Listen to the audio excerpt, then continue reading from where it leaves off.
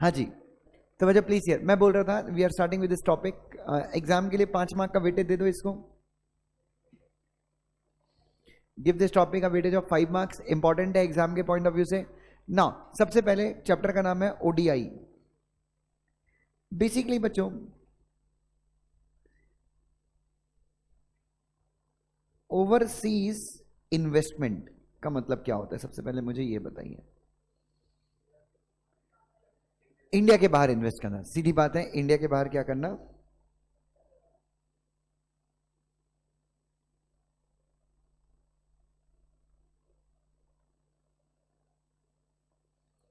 Overseas investment का मतलब होता है बच्चों to invest outside the country. India के बाहर इन्वेस्ट करना।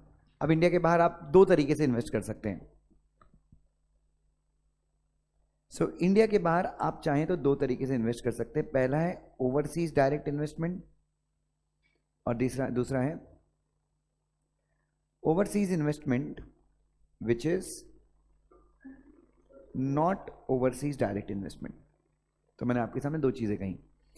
सो if you want to make investment outside India, ये इन्वेस्टमेंट आप दो तरीके से कर सकते हो। पहला क्या है? First is direct investment. What is direct investment? अभी मैं लॉ में नहीं जाऊंगा, मैं एकदम सिंपल वे में बता रहा हूं। डायरेक्ट इन्वेस्टमेंट का मतलब क्या है? जैसे फॉरेन डायरेक्ट इन्वेस्टमेंट क्या था, उसका मतलब क्या था? रेसिडेंट आउटसाइड इंडिया डायरेक्टली क्या करते थे? इंडिया में आके WOS या फिर JV या फिर LLP में इन्वेस्ट करते थे, याद है आपको? एंड डायरेक्टली इन्वेस्ट करते थे। उसी प्रकार से बच्चों ODI इज व्हाट बेटा? इन्वेस्टर कौन होगा? यस, ODI के केस में इन्वेस्टर वुड बी होम बच्चों। इन्वेस्टर कौन होगा? Investor would be the Indian entity. Investor कौन होगा? इंडियन एंटिटी होगी। मतलब यहां से एक मिनट, ODI में फॉरेन करेंसी इंडिया में आएगी या इंडिया से जाएगी? इंडिया से जाएगी। So investor would be Indian entity. It can be firm, it can be LLP, policy के हिसाब से। और इन्वेस्टी कौन होगा? इन्वेस्टी का मतलब अट्टी बट्टी शट्टी। Who is investee? इन्वेस्टी कौन होगा?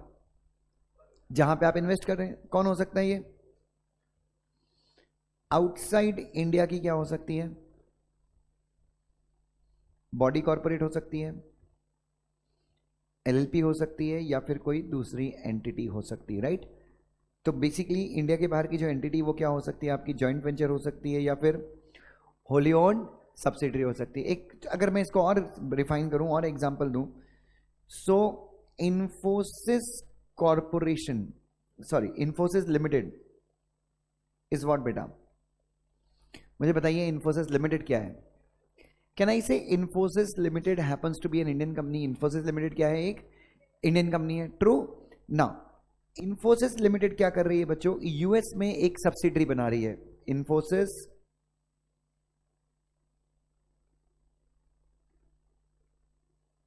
Corporation. So Infosys limited is forming it's subsidiary in USA और सब्सिडरी का नाम क्या है? इन्फोसिस कॉर्पोरेशन लिमिटेड या इन्फोसिस कॉर्पोरेशन। बस इसकी पेड अप कैपिटल है $500 मिलियन।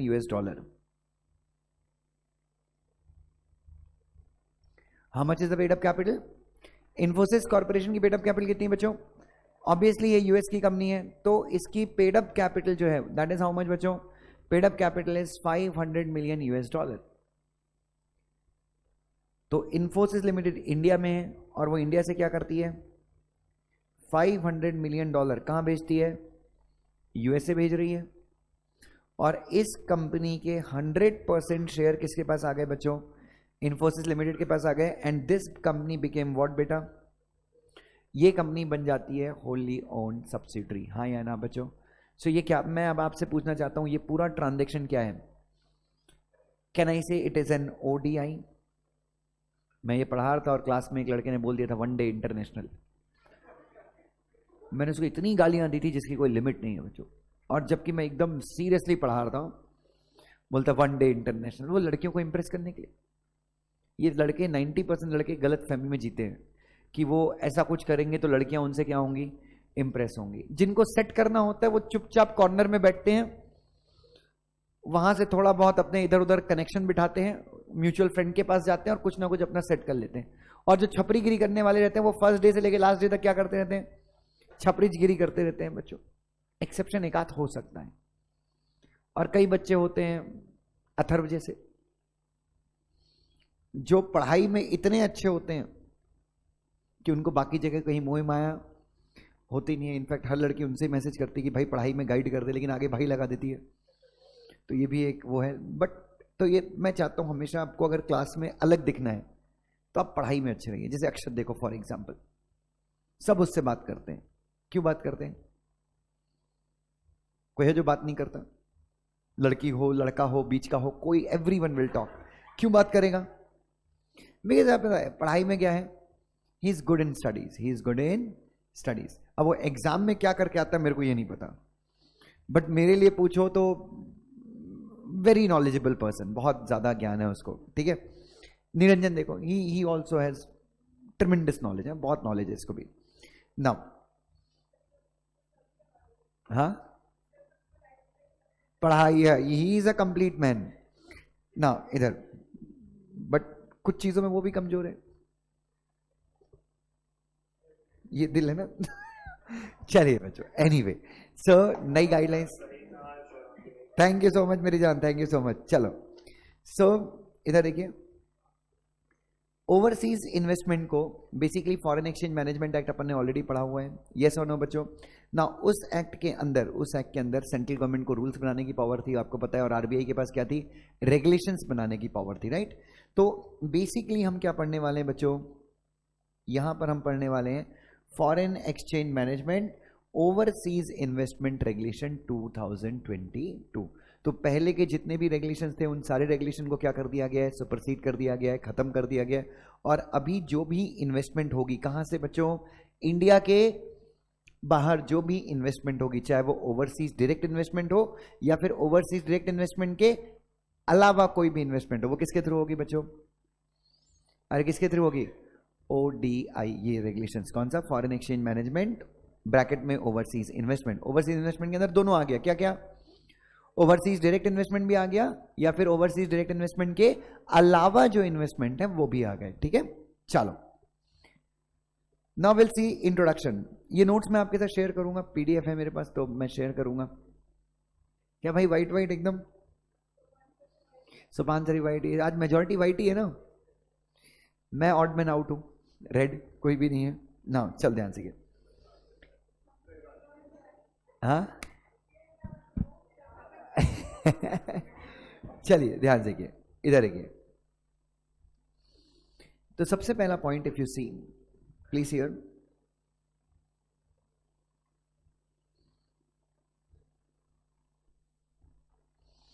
अच्छा ये इंट्रोडक्शन दिया है इन्होंने, और हम लोग नॉर्मली जब पढ़ाई करते हैं, स्पेशली आप लोग भी जब पढ़ाई करोगे तो इंट्रोडक्शन स्किप कर देते हो। और कई बार ऐसा होता है कि आईसीएसई कहाँ से पूछ लेती है, डायरेक्टली ऐसा पूछेगी कि ओवरसीज डायरेक्ट इन्वेस्टमेंट से हमारे देश का विकास होता है, कमेंट करो। अब अपन ने इंट्रोडक्शन तो पढ़ा ही था, तो अपन एग्जाम में क्या करते हैं, एग्जाम में अपन नेताजी बन जाते हैं, बस मंच पे आ गए, कुछ भी बोलना है तो बोल के चले जाएंगे, ठीक है ना। Overseas by investment by a person resident in India enhance the scale and scope of business operations of Indian entrepreneurs by providing what बेटा। तो सबसे पहला क्या है, इंडियन एंटरप्रेन्योर्स को क्या मिलता है बच्चों, भाई क्या मिलता है, ओवरसीज अपॉर्चुनिटीज एंड ग्रोथ। सबसे पहली चीज क्या है बच्चों, what do Indian entrepreneurs get, scale मिलता है ना, स्केल मतलब लार्ज स्केल टर्नओवर बढ़ता है बच्चों। अगर आप इंडिया के बाहर क्या करें, बिजनेस करें, इंडिया के बाहर आप जेवी डब्ल्यूएस बनाए तो।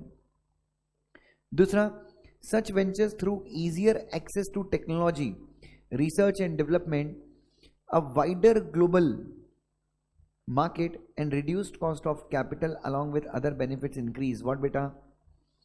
तो बच्चों क्या है बच्चों, दूसरा क्या है, एनहांसमेंट ऑफ, दूसरा फायदा क्या होता है आपको, एनहांसमेंट ऑफ व्हाट बेटा,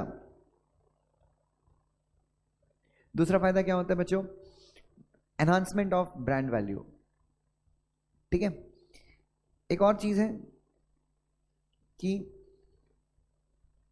on account of R&D, research and development, technological upgradation क्या हो गया बच्चों? इट हैज बिकम इजियर, क्या हो गया बच्चों? To access what? Global market. आपको जान के आश्चर्य होगा, हमारे सिंगर रोड पे there is a very small shop. उस शॉप में वो ऑर्गेनिक वेजिटेबल्स बेचता है, ठीक है? मेरे घर से लगभग 100 मीटर की दूरी पे छोटा सा शॉप है। उसकी दुकान पे मैं गया बिकॉज वो मुझे किनोवा खरीदना था। तो I went there, someone told me कि वहाँ पे बहुत अच्छा किनोवा मिलता है। तो मैं वहाँ पे गया, और जब मैं वहाँ गया तो वो बात कर रहा था किसी से, वो ग्रीक भाषा में, भगवान जाने कौन सी भाषा में बात कर रहा था। सो एंड देन उसके कॉन्वर्सेशन में मेरे को समझा कि इट्स सम फॉरेन लैंग्वेज में, समझा कि सर आप फॉरेन लैंग्वेज में बात करते हैं? बोले हाँ यार। तो फिर उसने बताया कि उसके पास खुद का एक घर है, he has his own house in Vienna, 1 BHK flat है उसके पास। तो मतलब वहां पे आपने क्यों घर खरीदा? ही सेड कि मेरा जो, उसका खुद का खेत है ना उसके, तो खेत से जो उसका प्रोडक्शन होता है, तो 80% जो प्रोडक्ट है वो कहाँ बेच देता है? ऑस्ट्रिया, हंगरी, ये सारी कंट्रीज में बेचता है। तो उसने वहाँ पे एक कंपनी फॉर्म करके रखा हुआ है। तो वो इंडिया से क्या करता है? इंडिया से सामान क्या करता है? एक्सपोर्ट करता है। किसको एक्सपोर्ट करता है? अपनी ही कंपनी को। और वो कंपनी, उसका एक वहाँ पे आउटलेट है, वहाँ पे उसने बंदे हायर करके रखे हुए।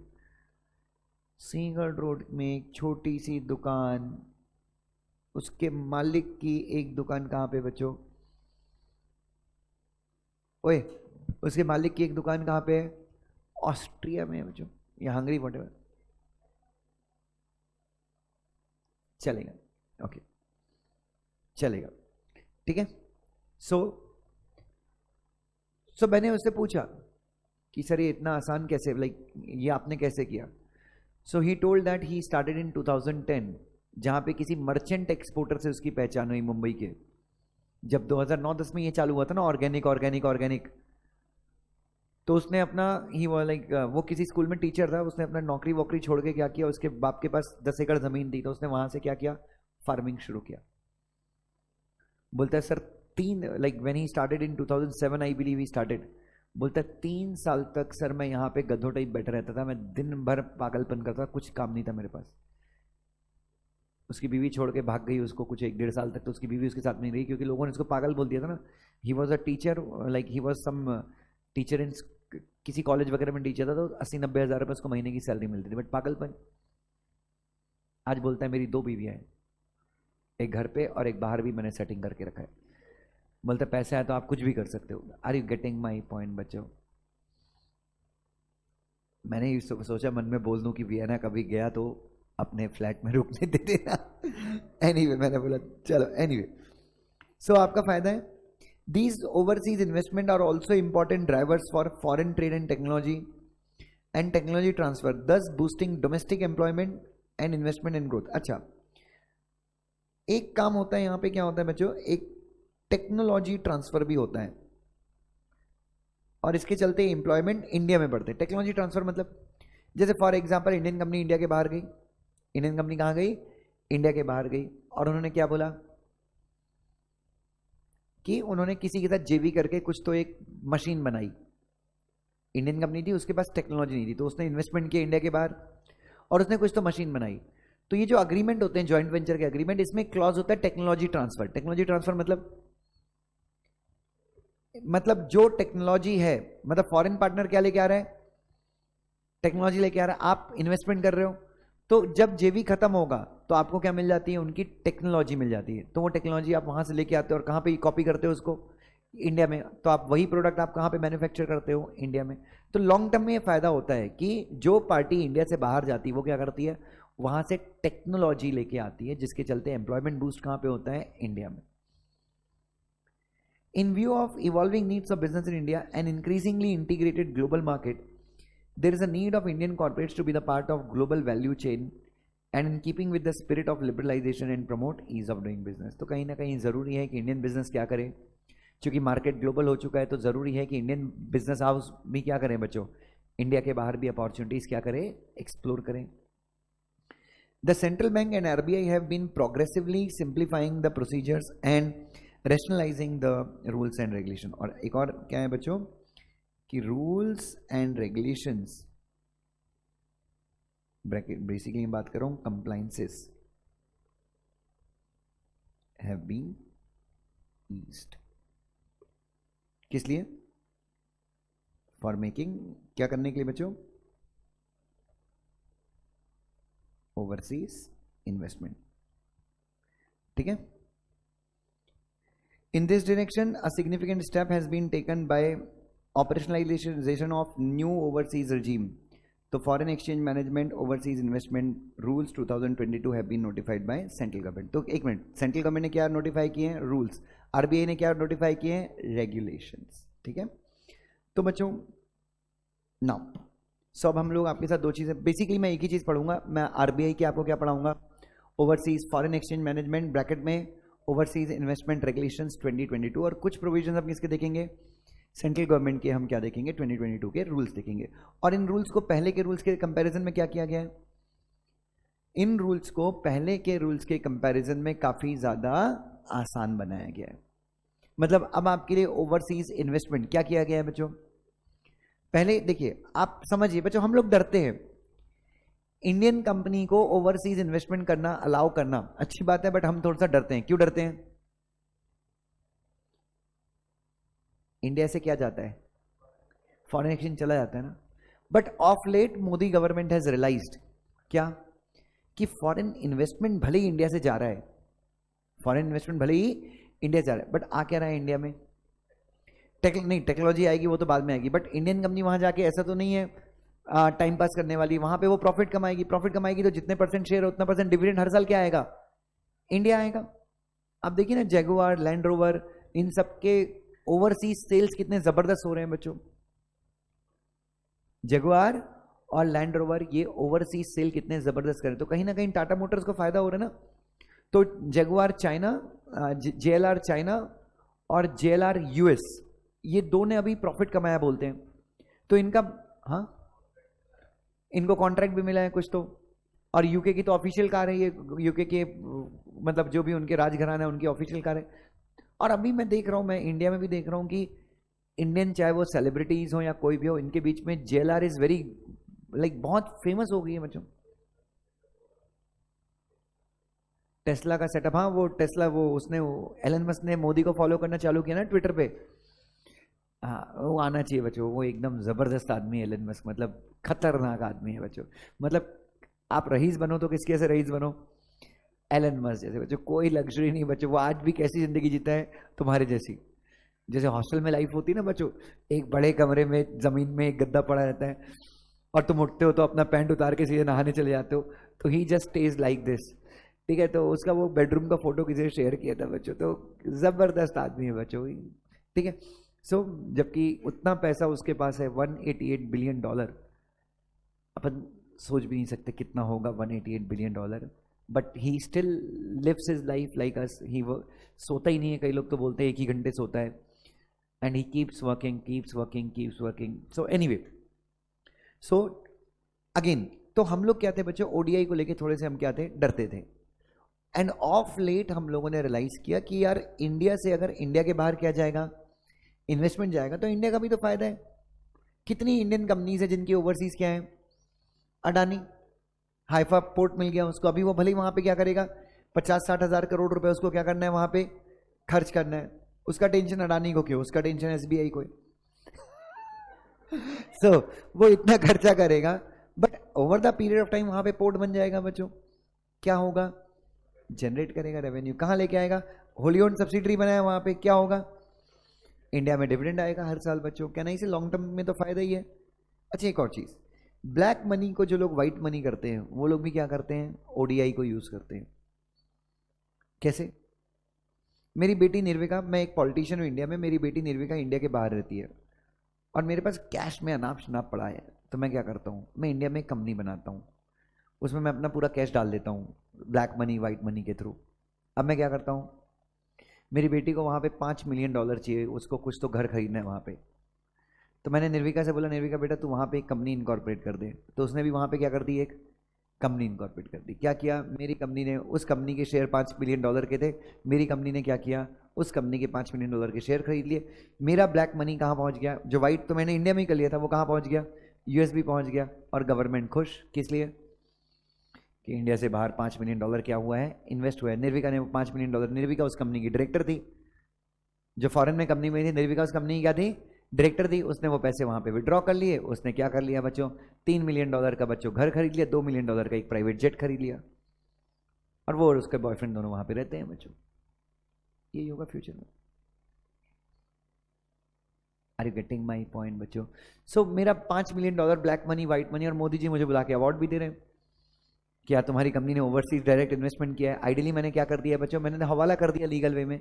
सो इसके ऊपर भी क्या होनी चाहिए बच्चों, इसके ऊपर भी थोड़ा सा रेगुलेशंस क्या करेंगे, टाइट रखेंगे कि इंडिया से जो फंड ओवरसीज इन्वेस्टमेंट के थ्रू जाते हैं वो उसी एंटिटी में इन्वेस्ट हो जो एंटिटी बोनाफाइड बिजनेस एक्टिविटी में है। मतलब इंडिया से जो भी फंड कहां पे जाएंगे, ओवरसीज जाएंगे by way of investment, by way of वो उसी कंपनी में इन्वेस्ट हो, उसी कंपनी में पैसे लगे जो बोनाफाइड कहां पे है, बिजनेस एक्टिविटी में क्या है, शामिल है। Is that clear? चलो आगे बढ़ जाएंगे। ओवरसीज डायरेक्ट इन्वेस्टमेंट का मतलब क्या होता है, प्लीज शेयर बच्चों, what is the meaning of ODI का मतलब, क्यों the C, acquisition of any unlisted equity capital. कौन सी कैपिटल है बच्चों, यहां पे क्लियर स्पेसिफाई किया उन्होंने, कौन सी कैपिटल, और subscription as a part of the MOA of the foreign entity. तो बच्चों आप क्या कर रहे हो, इन्फोसिस लिमिटेड अगर क्या कर रही है, एग्जांपल के थ्रू इन्फोसिस कॉरपोरेशन के क्या कर रही है बच्चों, कौन से शेयर्स, इक्विटी शेयर्स, क्या कर रही है, सब्सक्राइब कर रही है, किसके थ्रू, एमओए, एमओए के थ्रू। एमओए के थ्रू मतलब, अरे तुम सब्सक्राइबर बन रहे हो ना, एमओए मतलब आप वहां पे कंपनी क्या कर रहे हो, इनकॉर्पोरेट कर रहे हो और उसके क्या बन रहे हो, सब्सक्राइबर बन रहे हो। तो ये क्या है बच्चों, अरे ये क्या है, तो अच्छा, unlisted of acquisition of any मतलब आप कितने रुपए के शेयर ले रहे हो, $1 मिलियन, $1, $2, लेकिन किसके थ्रू, एमओए के थ्रू। एमओए के थ्रू मतलब during the incorporation of the company. तो क्या है, सो इन्फोसिस लिमिटेड इन्फोसिस कॉर्पोरेशन के शेयर खरीदती कब, during the time of incorporation, number 1। Number 2 is investment इन कितना परसेंट बच्चों, दूसरा तरीका क्या है, अगर इन्फोसिस लिमिटेड क्या करे बच्चों, इन्वेस्टमेंट इन 10% और more of the paid up equity capital of the listed foreign entity. कहने का मतलब क्या है, मान लीजिए Tesla, Tesla corporation, it is a listed company. Reliance industries limited क्या कर रही है बच्चों, टेस्ला कॉर्पोरेशन के 10% या उससे ज्यादा शेयर्स अक्वायर कर रही है। कहां से बच्चों, और किसके थ्रू हो रहा है एक्विजिशन, ओपन मार्केट। किसके थ्रू हो रहा है एक्विजिशन, अब ये ओपन मार्केट से हो सकता है, या फिर एलन मस्क क्या बोल सकता है, एलन मस्क बोल रहा है ठीक है मैं तुमको अपने शेयर बेच देता हूं, ये भी, या फिर एक और बढ़िया काम है, हो सकता है शेयर एक्सचेंज अग्रीमेंट हो जाए। हो सकता है रिलायंस इंडस्ट्री के टेस्ला को 15, रिलायंस इंडस्ट्री के 15% शेयर एलन मस्क को मिल रहा है, और उसके बदले एलन मस्क क्या कर रहा है, 10% अपने शेयर्स टेस्ला के किसको दे रहा है, मुकेश अंबानी को दे रहा है। तो ऐसा भी हो सकता है, रिलायंस को दे रहा है, स्वैप ऑफ शेयर्स, ठीक है। और लास्ट क्या है, investment with control where investment is less than 10% of paid up equity capital of the listed company. कहने का मतलब क्या है, दूसरा, इंडियन कंपनी क्या कर रही है, फॉरेन कंपनी की लिस्टेड या अनलिस्टेड कोई भी कंपनी में कितने परसेंट से कम शेयर अक्वायर कर रही है, 10% से कम इक्विटी शेयर अक्वायर कर रही है, 10% से कम इक्विटी शेयर अक्वायर कर रही है, बट स्टिल उसको क्या मिल रहा है, कंट्रोल मिल रहा है। तो भी हम क्या मानेंगे, तो भी हम क्या मानेंगे, it is overseas direct investment. क्या है बच्चों ये, ओवरसीज डायरेक्ट इन्वेस्टमेंट ना। यहां तक सब मेरे साथ हैं। तो ओवरसीज डायरेक्ट इन्वेस्टमेंट कितने तरीके से हो सकता है, 3। पहला, इनकॉर्पोरेशन के टाइम पे इक्विटी शेयर सब्सक्राइब करके। दूसरा, लिस्टेड एंटिटी के 10% या उससे ज्यादा इक्विटी शेयर्स अक्वायर करके। तीसरा, 10% से कम अक्वायर करो, पर आप क्या कर रहे हो, उसका कंट्रोल आपको मिल रहा है। तो इन 3 केस में अपन क्या कर मानते हैं कि Indian entity has made what it has made बच्चों। Okay, for better understanding of ODI, foreign entity का मतलब क्या होता है? ओए, इन्वेस्टमेंट कहां पे? फॉरेन एंटिटी में हो रहा है ना। क्या होता है? एंटिटी फॉर्म्ड और रजिस्टर्ड और इनकॉर्पोरेटेड आउटसाइड इंडिया। तो फॉरेन एंटिटी का मतलब होता है 2। पहला, कोई भी एंटिटी रजिस्टर्ड है या अनरजिस्टर्ड है? रजिस्टर्ड एंड फॉर्म्ड कहां पे? So it can be a company, it can be an LLP, and it also includes what beta? IFSC in India, and it also includes International Financial Service Center, जो कहाँ पे है और जिनकी liability क्या है? लिमिटेड है। ठीक है, so international financial service centres जो कहाँ पर है बच्चों? इंडिया में। ठीक है, IFSC का डेफिनेशन हम थोड़ा देर में डिस्कस करेंगे, बट अभी के टाइम पे तो एक मिनट। सो अगर एक इंडियन कंपनी कहाँ पे इन्वेस्टमेंट करती है? IFSC में इन्वेस्ट करती है। IFSC इज बेसिकली जैसे SEZ होता है वैसे क्या है IFSC। तो गवर्नमेंट का एक टारगेट है कि हर एक SEZ में एक IFSC बनाए, हर एक SEZ में क्या बनाए? एक IFSC बनाए। So what is IFSC basically? IFSC के अंदर कौन होगा बच्चों? There would be banks, there would be financial institution जो किसको सर्विस प्रोवाइड करती हैं? जो फाइनेंशियल सर्विसेज प्रोवाइड करती हैं। There would be stock exchanges, BSE, NSE सब होंगे वहां पे, लेकिन जो स्पेसिफिकली किसको सर्विस प्रोवाइड करेंगे बच्चों? उनको सर्विस प्रोवाइड करेंगे जो यूनिट्स कहां पे लोकेटेड है? SEZ में, प्लस इंपोर्ट और एक्सपोर्ट से रिलेटेड फाइनेंशियल सर्विसेज को वो क्या करती हैं? प्रोवाइड करती हैं। इधर देखिए, so even if you make, अगर आप इन्वेस्टमेंट कहां पे करते हैं? IFSC की यूनिट्स में या फिर IFSC में आप इन्वेस्टमेंट करते हैं, तो भी हम क्या मानेंगे? कि इंडियन एंटिटी ने क्या किया है? ODI किया है। ठीक है, कंट्रोल का मतलब क्या होता है? कंपनीज एक्ट में पढ़ी थी, सेक्शन नंबर 2 क्लॉज क्या है? अगर आपके पास कौन सा राइट है? मेजॉरिटी ऑफ डायरेक्टर, मैनेजमेंट और पॉलिसी डिसीजन चाहे एक पर्सन अकेले करे या फिर by virtue of share holding. Same बच्चों ये कहाँ पे है? जो डेफिनेशन कहाँ पे है? SAST में है, जो कंपनीज एक्ट के सेक्शन 2 क्लॉज 27, सेम डेफिनेशन यहाँ पे भी है बच्चों। नाउ तो अभी मैंने आपको क्या बताया?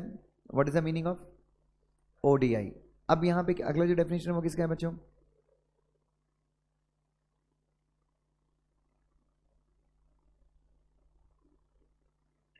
अगली जो डेफिनेशन है बच्चों, that we will be discussing about overseas investment, कि ओवरसीज इन्वेस्टमेंट क्या होते हैं।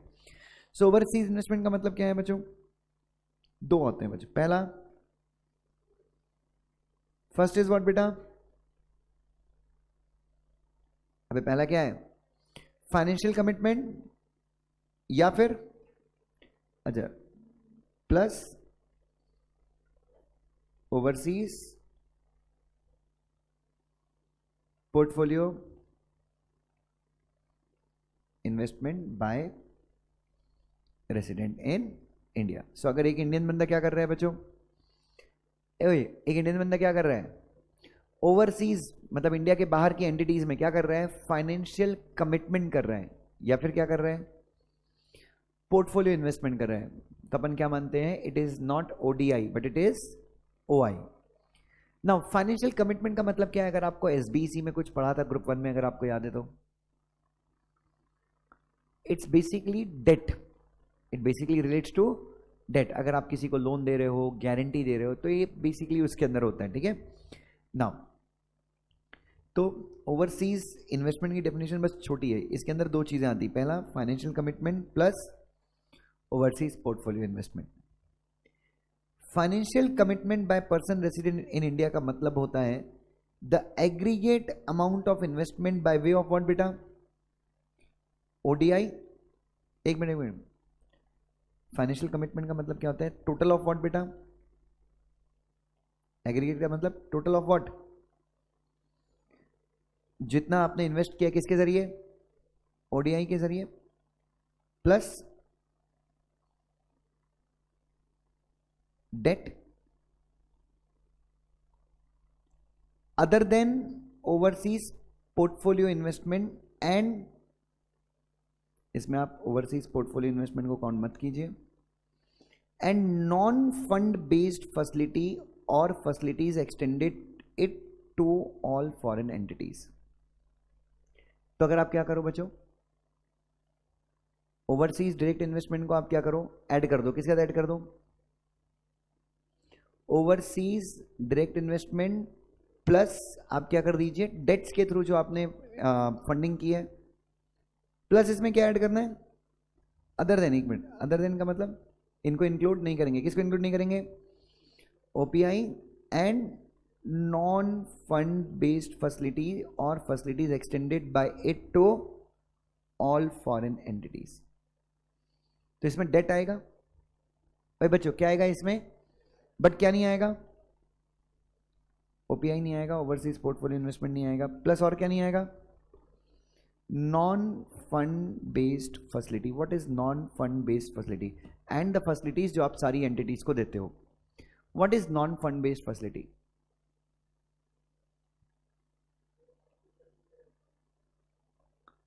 नहीं, एक मिनट, मैं आपको उधार तो दे रहा हूं, बट ये जो उधार है ये फंड बेस्ड नहीं है, नॉन फंड बेस्ड है. ये देखो, डेट मतलब यहां पे डिस्टिंग्विश करना. डेट का मतलब मैंने आपको डायरेक्ट लोन दे दिया, वो डेट हो गया. नॉन फंड बेस्ड फाइनेंस में आपको कैसे कर सकता हूं? गारंटी देकर. अगर मैंने क्या किया, मैंने विवेक को बोला कि विवेक अक्षत को 10,000 का लोन दे दे, तो अक्षत की मदद मैंने कैसे की? फंड बेस्ड या non fund based? Non fund based as of now, अभी के तरीके से, अभी तक नाउ. या फिर ऐसी फैसिलिटीज जो आप क्या करते हो, ऐसी फैसिलिटीज जो नॉर्मल कोर्स ऑफ बिजनेस में आप किसको देते हो, सारी फॉरेन एंटिटीज को देते हो, उसको भी इंक्लूड नहीं करेंगे. Now please hear, an Indian entity may lend or invest in debt instrument issued by a foreign entity or extend non fund based commitment to or on behalf of foreign entity including overseas SDS. SDS क्या होती हैं?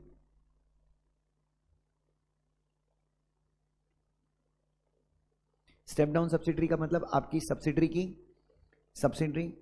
Of such Indian entity subject to the following condition. So अगला जो provision है वो क्या है बच्चों?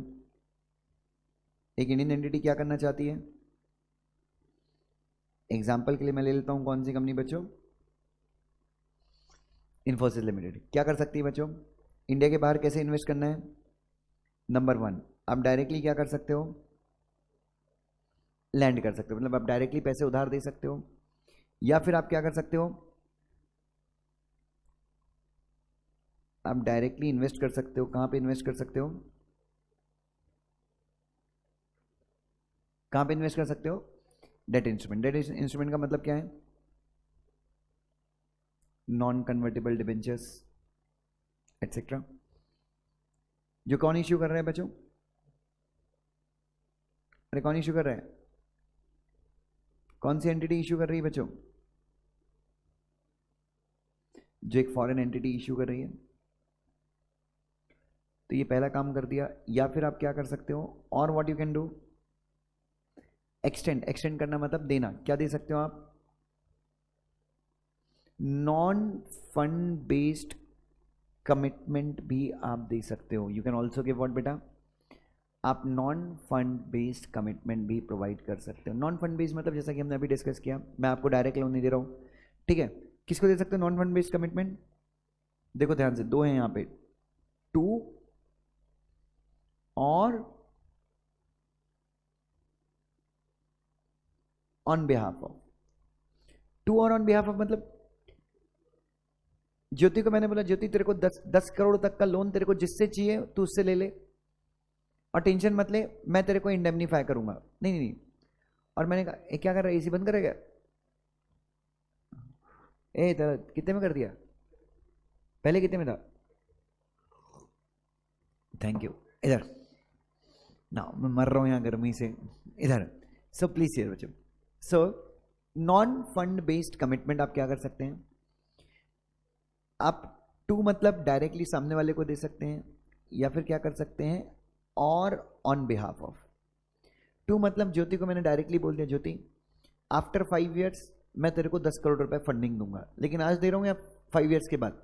तू 5 साल तक जिससे चाहे तू 5 साल तक बैंक वगैरह से लोन ले ले, फॉरेन में किसी बैंक से क्या ले ले, लोन ले ले, 5 साल के बाद मैं तेरे को 10 करोड़ दे दूंगा। तो मैंने क्या दिया ज्योति को, मैंने ज्योति को directly non fund based commitment दिया है। या फिर दूसरा और क्या कर सकता हूं मैं, अक्षत को बोल सकता हूं, किसके बिहाफ पे, ज्योति के बिहाफ पे मैं अक्षत को बोल सकता हूं कि अक्षत तू इसको पैसे दे दे, अगर ये नहीं देगी तो मैं वापस कर दूंगा। ये क्या है, मैंने non fund based commitment extend किया, किसके बिहाफ पे, ज्योति के बिहाफ पे। So on behalf of home बच्चों, सो इंफोसिस लिमिटेड क्या कर सकती है, Infosys limited, yes, Infosys corporation को, ये फॉरेन एंटिटी हो गई, या इंफोसिस कॉर्पोरेशन के बिहाफ पे क्या दे सकती है, नॉन फंड बेस्ड कमिटमेंट दे सकती है, या फिर इंफोसिस कॉर्पोरेशन की क्या है बच्चों, अमेरिका में एक सब्सिडरी है Infosys California limited.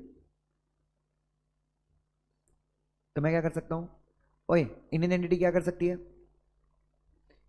Infosys corporation को भी डायरेक्टली क्या कर सकती है, फंडिंग कर सकती है, नॉन फंड बेस्ड भी, या फिर इसकी स्टेप डाउन सब्सिडरी इंक्लूडिंग, एक मिनट सॉरी, इसकी तो इंफोसिस कैलिफोर्निया इसकी डायरेक्ट सब्सिडरी है, बट इंफोसिस लिमिटेड की क्या हो गई, स्टेप डाउन सब्सिडरी हो गई। Is that clear? लेकिन अगर आपको ये सारी चीजें करनी है तो आपको नीचे लिखी हुई कंडीशंस क्या करनी पड़ेगी, फुलफिल। तो मुझे बताइए, तो क्या क्या किया मैंने अभी इस पर्टिकुलर पॉइंट के अंदर, क्या क्या किया मैंने, पैसे उधार दे सकते हो आप, मैं ओवरसीज इन्वेस्टमेंट कर रहा हूं, क्या कर रहा हूं, लेकिन क्या डायरेक्ट इन्वेस्टमेंट नहीं, it is just an investment, क्योंकि यहां पे क्या दे रहा हूं मैं, इक्विटी में ले रहा हूं या फिर डेट में कर रहा हूं, डेट, क्या कर रहा हूं मैं, आपको उधार दे सकता हूं, या फिर मैं आपके क्या कर सकता हूं, मैं आपके डेट इंस्ट्रूमेंट। अच्छा ये सब किसके हैं बच्चों, ये इंडिया, ये किसके हैं बच्चों, फॉरेन एंटिटी मान लो, या फिर आप क्या मान लो, स्टेप डाउन सब्सिडरी मान लो। तो एक इंडियन एंटिटी किसी फॉरेन एंटिटी को, मतलब जो मेरी सब्सिडरी वगैरह है, या फिर उसकी सब्सिडरी, मतलब मेरी स्टेप डाउन सब्सिडरी को मैं पैसे डायरेक्टली उधार दे सकता हूं, या फिर मैं क्या क्या कर सकता हूं, उसके डेट इंस्ट्रूमेंट परचेज कर सकता हूं, या फिर अरे या फिर मैं उसको या फिर उसके बिहाफ पे क्या कर सकता हूं बच्चों, नॉन फंड बेस्ड फाइनेंसिंग कर सकता हूं बच्चों उनकी, यस और नो। लेकिन मुझे ये सारी कंडीशंस क्या करनी पड़ेंगी, फुलफिल करनी पड़ेगी। पहला, इंडियन एंटिटी को किस लायक होना चाहिए, इंडियन एंटिटी इज, अपन नीचे देखते हैं एलिजिबिलिटी नॉर्म्स वगैरह। सबसे पहला आपको क्या होना चाहिए, Indian entity should be eligible, किस चीज के लिए, ओडीआई करने के लिए शुड बी एलिजिबल। दूसरा,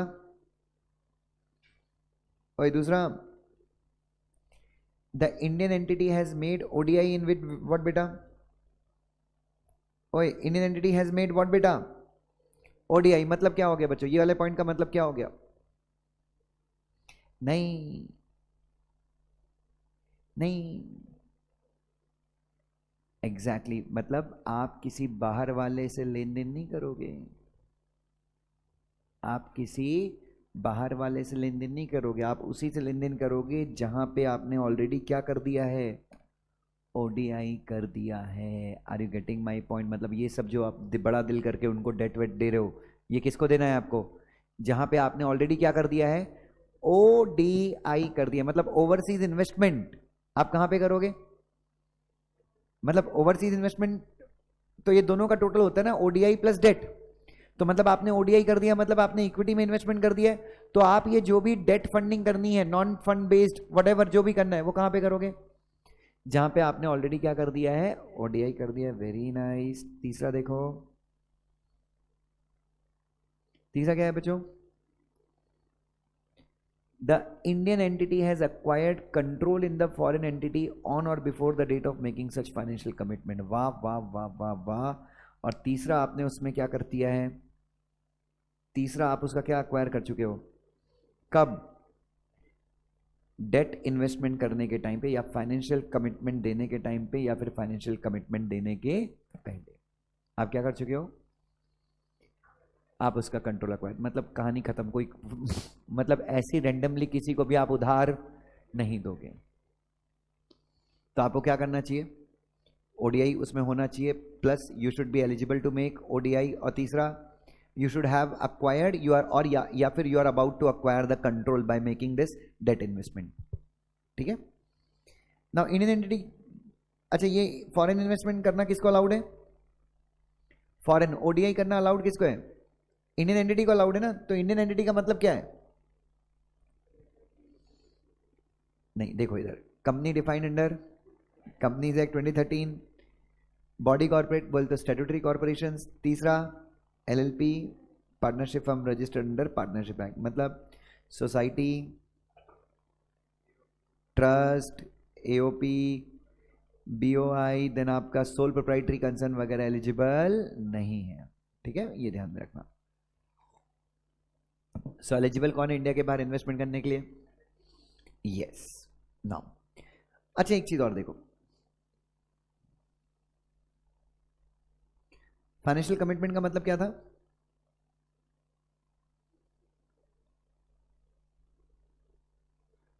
मीन्स एग्रीगेट ऑफ व्हाट बेटा? ODI plus debt other than OPI, ठीक है, and non fund based facility और फैसिलिटीज एक्सटेंडेड बाय इट मतलब Indian entity to all its foreign entities. ठीक है, इधर देखो, अभी अपन क्या देखेंगे?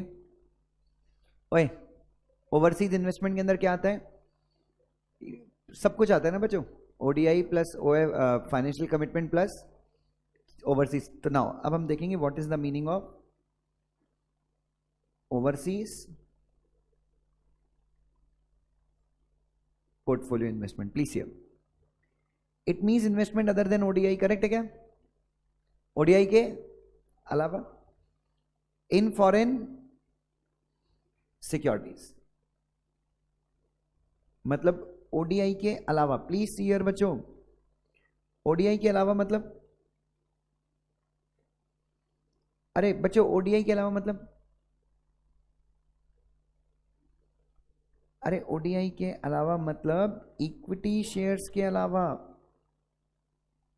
क्योंकि ओडीआई में तो आप हमेशा क्या करते हो, लिखा ना, it means investment other than ODI in foreign securities, मतलब फॉरेन सिक्योरिटीज में आप डिबेंचर खरीद लो या आप कुछ भी खरीद लो, बट वो क्या नहीं है, it should not result into ODI.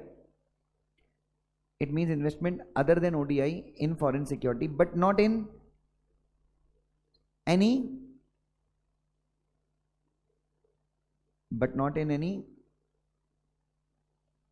unlisted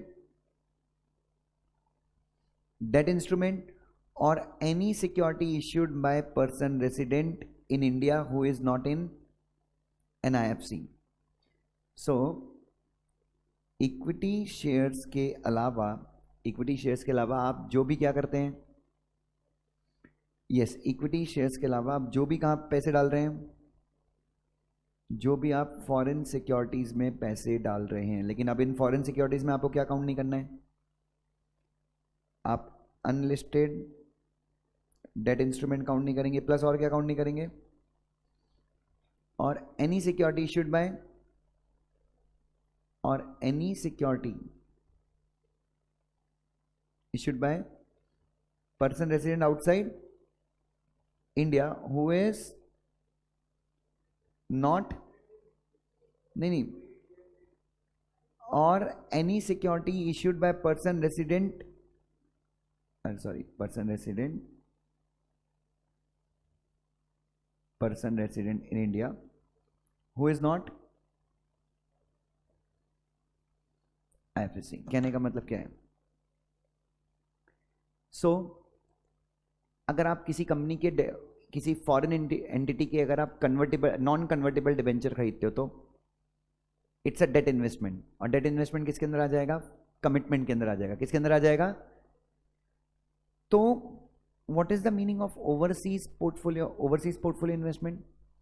इसका मतलब यह है कि आप किसी फॉरेन कंपनी की क्या खरीद रहे हो? सिक्योरिटीज खरीद रहे हो। क्या खरीद रहे हो बच्चों? फॉरेन कंपनी की सिक्योरिटीज खरीद रहे हो। लेकिन आप अनलिस्टेड सिक्योरिटीज अगर खरीद रहे हो, मतलब आप डेट सिक्योरिटीज खरीद रहे हो, पर कौन सी है वो डेट सिक्योरिटीज, तो वो पोर्टफोलियो इन्वेस्टमेंट में नहीं आएगा। मतलब it has to be listed. So अगर आप फॉरेन कंपनी की डेट सिक्योरिटीज खरीद रहे हैं और अगर वो क्या है, लिस्टेड है, तो आप क्या मानेंगे कि आपने ओवरसीज पोर्टफोलियो इन्वेस्टमेंट किया है। प्लस प्लस प्लस प्लस और किसी सिक्योरिटी खरीद सकते हैं आप?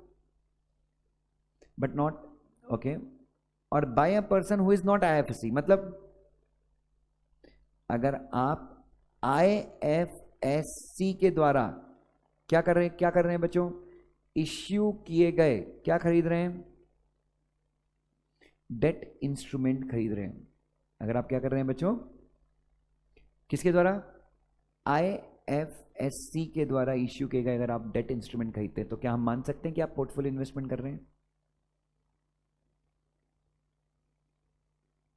एक बार पढ़ो वापस से please, here read this. I think upon first हैं जो इसको इंटरप्रीट करेंगे, नई गाइडलाइंस हैं, एक बार रीड करो। थोड़ा सा डिफिकल्ट लग सकता है but don't worry. It means investment other than ODI, ठीक है, पहले तो ओडीआई को इंक्लूड नहीं करना है। इन फॉरेन सिक्योरिटीज, मतलब कहाँ पे शेयर्स खरीदना, कौन सी सिक्योरिटीज खरीदना, फॉरेन सिक्योरिटीज। पर क्या नहीं खरीदना, अनलिस्टेड डेट इंस्ट्रूमेंट नहीं खरीदना, या फिर एनी सिक्योरिटी। अब एनी सिक्योरिटी मतलब ये लिस्टेड भी हो सकती है और अनलिस्टेड भी हो सकती है, by person who is not an IFSC.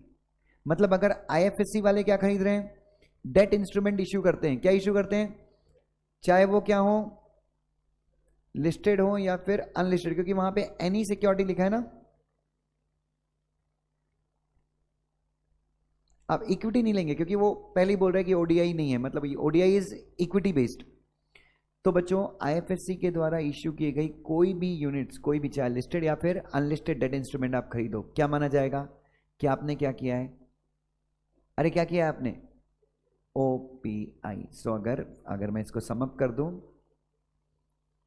तो एक इंडियन एंटिटी अगर क्या खरीद रही है, फॉरेन एंटिटी के द्वारा या फिर आईएफएससी के द्वारा, फॉरेन एंटिटी के द्वारा इश्यू किए गए लिस्टेड कौन से इंस्ट्रूमेंट, और आईएफएससी के द्वारा, और आईएफएससी के द्वारा लिस्टेड या फिर अनलिस्टेड क्या खरीद रहे हो, डेट इंस्ट्रूमेंट खरीद रहे हो। तो अपन क्या मानते हैं कि आपने क्या किया है, ओवरसीज पोर्टफोलियो इन्वेस्टमेंट किया, ठीक है। और याद रखना अदर देन ओडीआई को छोड़ के।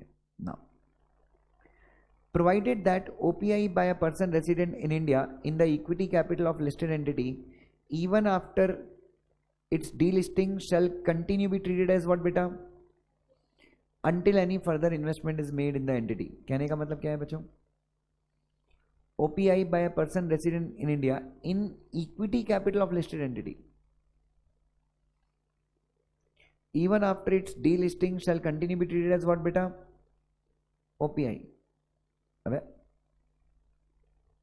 लिस्टेड एंटिटी में कैसे होगा ओपीआई, कि एक minute, provided that OPI by person resident in India in the equity capital of listed entity.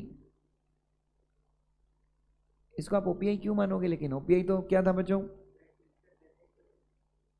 OPI was other than ODI। थोड़ा दिमाग लगाओगे तो मिल जाएगा सोल्यूशन। अदर देन ODI, दिमाग लगाओ। मैं एक एग्जांपल दूं ना, मैं एग्जांपल दूंगा, इतना एक्सपीरियंस है, कुछ तो काम आना चाहिए। सो एक्स लिमिटेड जो इंडियन एंटिटी है उसने टेस्ला के 0.21% इक्विटी शेयर खरीदे, कितने परसेंट, और इन इक्विटी शेयर्स को खरीद के उसको कोई भी कंट्रोल नहीं मिला। Not tell me, option A ये ओडीआई है, ऑप्शन बी ये ओपीआई है, ऑप्शन सी ये फाइनेंशियल कमिटमेंट है। Tell me,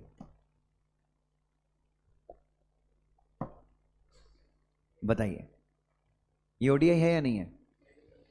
is that clear, very nice. तो अगर 10% से कम है पर आपको अगर कंट्रोल नहीं मिल रहा है तो वो क्या है, is that clear to everyone बच्चों। चलिए, सो क्या यहाँ पे क्लियर है सबको। सो अगर आपने क्या किया है, अगर आपने ओपीआई किया है, कहाँ पे ओपीआई किया है, अरे कहाँ पे, इक्विटी शेयर्स खरीदे 0.21% किसके, टेस्ला के।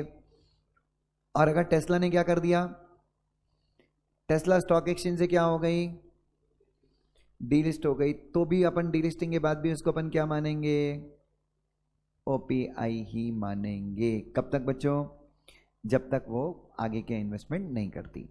अच्छा, डेट इंस्ट्रूमेंट कौन कौन से हैं बच्चों, government bond, corporate bond, all trenches of what बेटा, सिक्योरिटाइजेशन स्ट्रक्चर। एक मिनट, तो डेट इंस्ट्रूमेंट ये ओपीआई के अंदर और क्या क्या हो सकता है इन्वेस्टमेंट, गवर्नमेंट बॉन्ड्स, दूसरा क्या है, कॉर्पोरेट बॉन्ड। क्या होते हैं, एक कंपनी दूसरी कंपनी से जब बोरो करती है तो कॉर्पोरेट बॉन्ड्स इश्यू करती है। सी, सिक्योरिटाइजेशन स्ट्रक्चर क्या होता है, जो इक्विटी बेस्ड नहीं है, क्या होता है वो याद है वो, हाँ, जब आपका लोन वगैरह सरफाइसी के अंदर जब सामने वाला आपका लोन रिपे नहीं करता तो आप क्या करते हो, अरे जब सामने, भूल गए, मैं 5,000 बार समझा चुका हूं securitisation, State Bank of India, Vijay Mallya. So same India के बाहर मान लो तुमने कहाँ पे सिक्योरिटाइजेशन एसेट्स खरीदे हैं, तुमने इंडिया के बाहर तुम डेट रिस्ट्रक्चरिंग करने गए, तुम अपना कटवाने गए हो इंडिया के बाहर। सो किसी ने वहां पे किसी के बैंक से लोन लेके डिफॉल्ट कर दिया और तुम क्या करने गए हो, तुम उस लोन को रिस्ट्रक्चर करने गए हो, तो तुम क्या खरीद रहे हो वहां पे, सिक्योरिटाइजेशन एसेट खरीद रहे हो, मतलब रिकवरी का काम तुम करोगे। तो if you make investment in where बच्चों, सिक्योरिटाइजेशन एसेट, किसी बैंक किसी डेट को तुम खरीद रहे हो और तुम डेट को क्या करोगे, रिकवर करोगे। तो और जो इक्विटी बेस्ड नहीं है, बोरोइंग्स बाय फर्म थ्रू, अगर आप लोन्स के थ्रू बोरो करते हो, depository receipts where underlying securities are what बेटा, आप क्या खरीद रहे हो, फॉरेन कंपनीज के द्वारा इश्यू किए गए क्या खरीद रहे हो, डिपॉजिटरी रिसीट खरीद रहे हो। लेकिन इसके अगेंस्ट क्या है, ये डिपॉजिटरी रिसीट मैच्योर होंगे, तुमको इक्विटी शेयर्स मिलेंगे क्या, नहीं, क्या मिलेगा, डेट सिक्योरिटीज। तो ये सब क्या है बच्चों, और ये सारे इंस्ट्रूमेंट कौन से इंस्ट्रूमेंट हैं, ये सारे इंस्ट्रूमेंट जो हो गए वो हो गए debt instrument. Is that clear. चलिए अब बच्चों, एज ऑफ नाउ जितना मैंने आपको पढ़ाया है, तो हमने क्या देखा, ODI, OI, OPI. Is that clear, it is equity based, it is basically, and this is securities other than listed, securities other than equity plus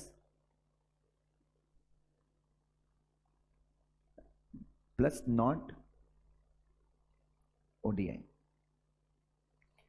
next is what बेटा, परमिशन फॉर ओवरसीज इन्वेस्टमेंट। अब अगर आपको क्या करना है, India के बाहर क्या करना है, if you want to make investment outside India then what are the permissions. ठीक है, a person resident in India may make or transfer any investment or financial commitment outside India under general permission or automatic route subject to the provisions contained in the Foreign Exchange Management Overseas Investment Rules and Foreign Exchange Management Overseas Investment Regulations. Accordingly, overseas investment may be made in foreign entity engaged in a bona fide business activity. याद हो मैंने ये word बोला था, bona fide business activity, directly or through step down subsidiary, special purpose vehicle, etc. आप क्या कर सकते हो, इन्फोसिस लिमिटेड को अगर क्या करना है, इंडिया के बाहर क्या करना है, तो ये कैसे इन्वेस्ट कर सकती है, डायरेक्टली भी कर सकती है, या फिर इंडिया में क्या क्रिएट कर सकती है, स्पेशल पर्पज व्हीकल क्रिएट कर सकती है, जिसमें इन्फोसिस पैसा डालेगी और ये पैसा डायरेक्टली कहाँ पे इन्वेस्ट कर देगी, इंडिया के बाहर। और आपको ये अलाउड है, किसके अंदर अलाउड है बच्चों, ऑटोमेटिक रूट के अंदर भी अलाउड है। अच्छा, अब ये स्टेप डाउन सब्सिडरी देखते हैं कौन सी है, ये इंडिया की है या इंडिया के बाहर की। देखो एक मिनट, तो मैं यहाँ पे ये हटा देता हूँ एक बार, और आप इन्वेस्टमेंट कर सकते हो फॉरेन एंटिटी में, फॉरेन एंटिटी जो इंडिया के बाहर है। और कैसे इन्वेस्टमेंट कर सकते हो, डायरेक्टली और थ्रू व्हाट बेटा, एसडीएस और एसपीवी। तो यहाँ पे मैं अपना दिमाग लगाऊंगा, एक बार देखते हैं इन लोगों ने क्या बोला है। Subsidiary, step down subsidiary of foreign entity. अच्छा, इंडियन एंटिटी की बात नहीं कर रहा हूँ, किसकी बच्चों, फॉरेन एंटिटी की। Means an entity in which foreign entity has a control. Foreign entity कौन है?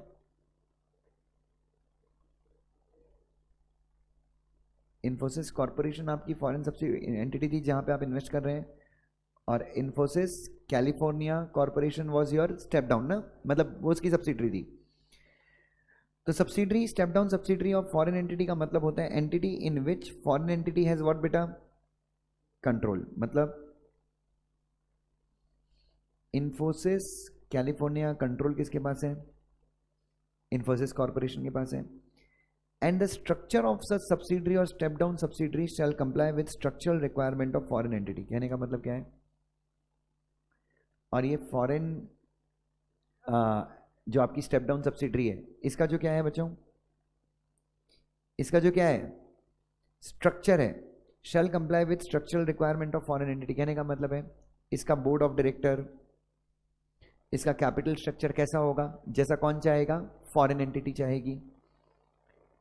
Such subsidiary or step down subsidiary shall also have limited liability where the foreign entity's core activity is not in a strategic sector। एक minute, ये subsidiary की बात कर रहे हैं, इसकी लाइबिलिटी क्या होनी चाहिए बच्चों? लिमिटेड। कब? where the foreign entity's core activity is not in the strategic structure। कहने का मतलब क्या है?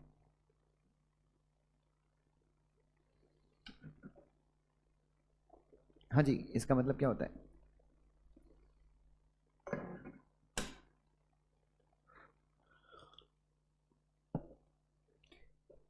हाँ जी, फॉरेन एंटिटी की core activity is not in strategic sector. अगर फॉरेन एंटिटी मतलब इन्फोसिस कॉर्पोरेशन की एक्टिविटी कहां पे नहीं है?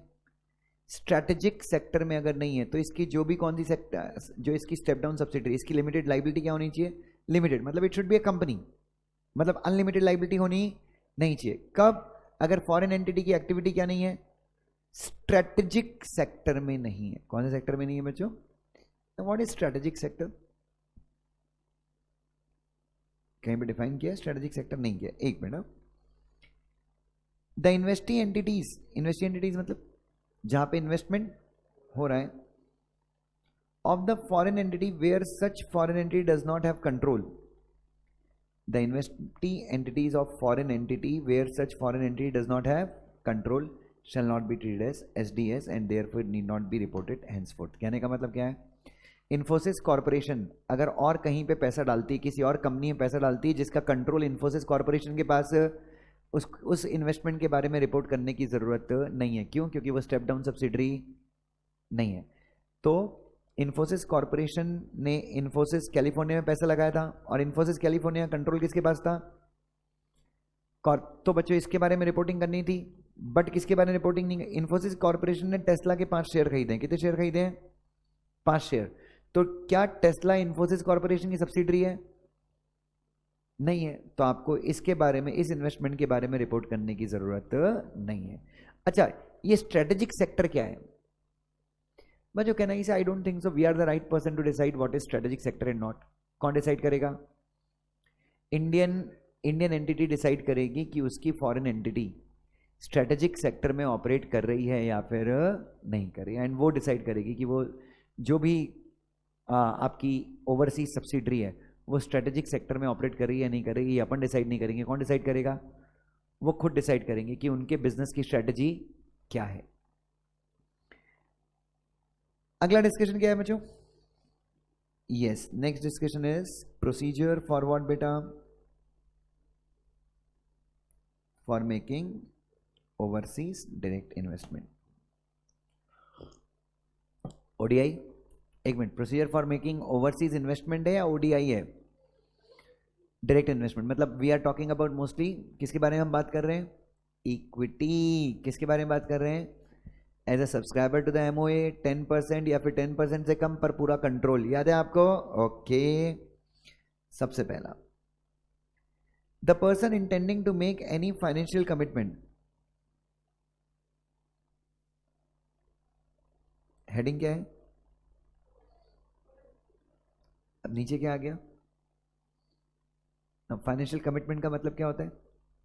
अदर देन ओडीआई, मेरी गलती नहीं है।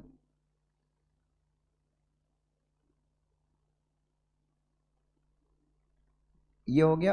अच्छा sorry sorry sorry sorry, I am sorry, मेरी गलती। मैं इसको ओवरसीज डायरेक्ट इन्वेस्टमेंट पढ़ा मैंने।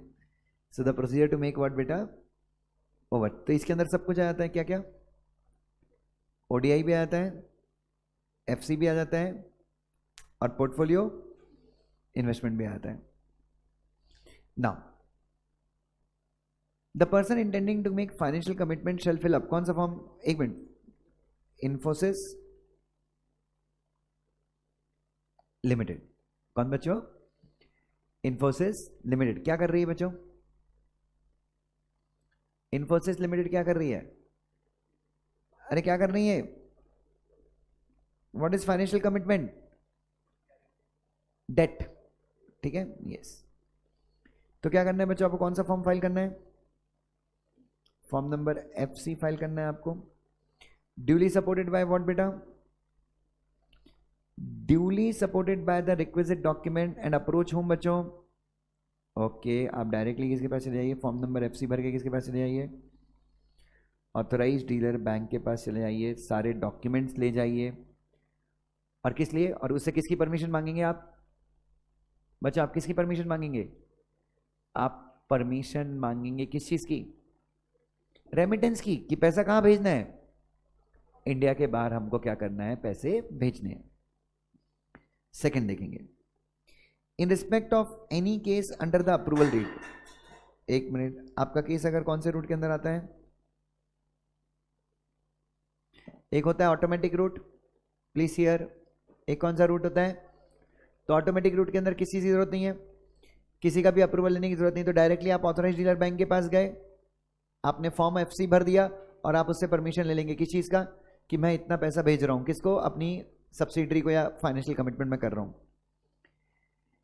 इन respect of any case under the approval route the applicant shall approach the designate, अच्छा अगर आपका केस अप्रूवल रूट है तो भी आप कहां पे जाएंगे, ऑथराइज डीलर के पास ही जाएंगे, जो क्या करेगा, आपका प्रपोजल किसको फॉरवर्ड करेगा, जो आपके प्रपोजल को RBI को फॉरवर्ड करेगा, after it's due scrutiny and with specific recommendation, मतलब क्या करेगा, ऑथराइज डीलर बैंक स्क्रूटनी करेगा, किसकी स्क्रूटनी, मतलब जांच पड़ताल करेगा, किसकी, आपके एप्लीकेशन की, फॉर्म नंबर FC की, सेम यहाँ पे भी FC होगा अप्रूवल रूट के अंदर भी, और अपना रिकमेंडेशन देगा कि RBI मेरे को लगता है इसमें कोई प्रॉब्लम नहीं है, इस प्रपोजल को आप क्या कर दीजिए, अप्रूव कर दीजिए।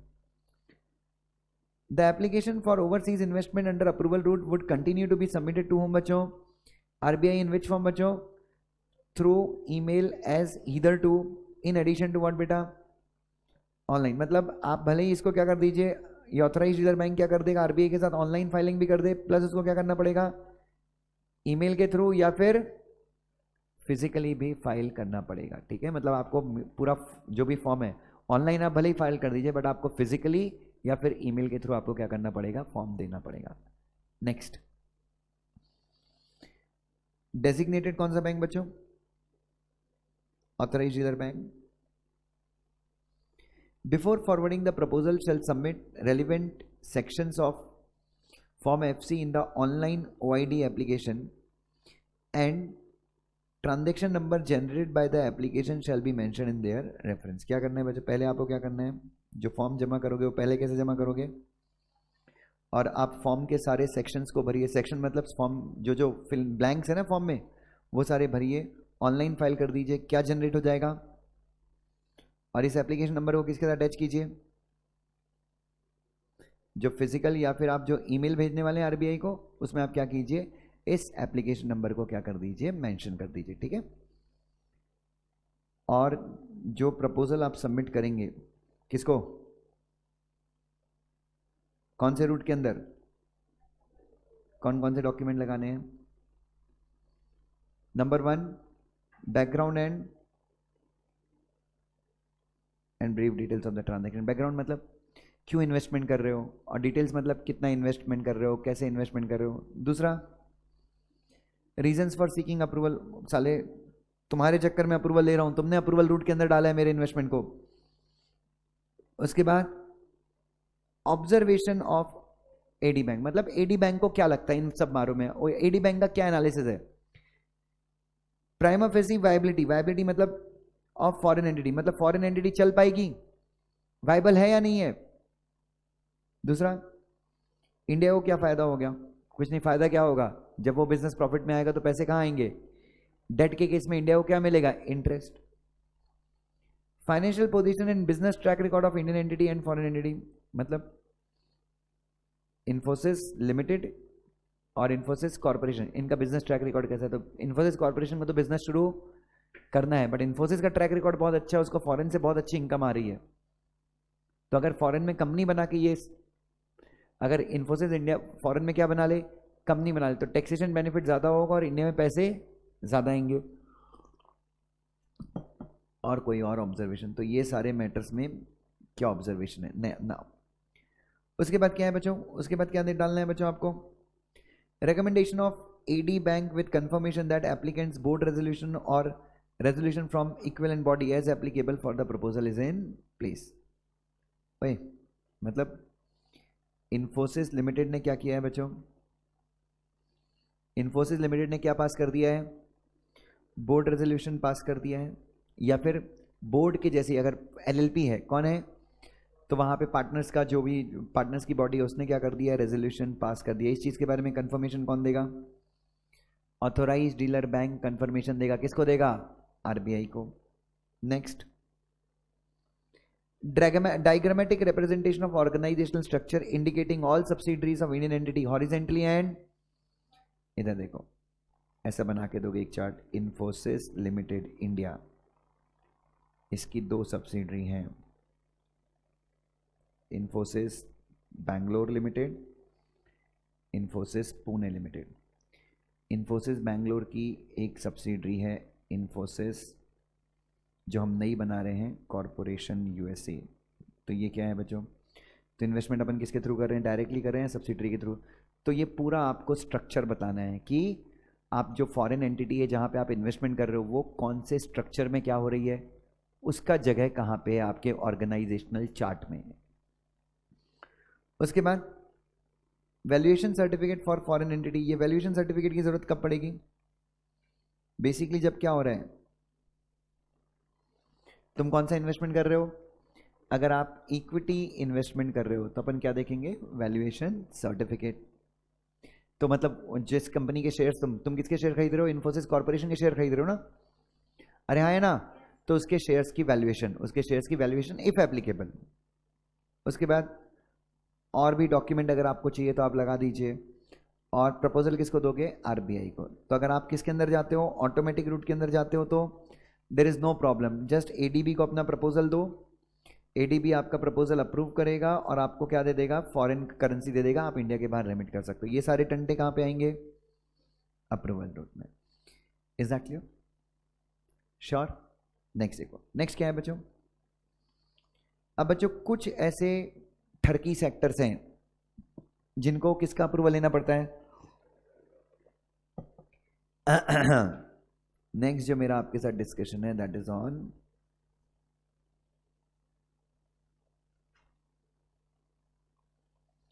Approval from central government. बस करना है आज के लिए, चलो। तो इन्होंने, अरे बच्चों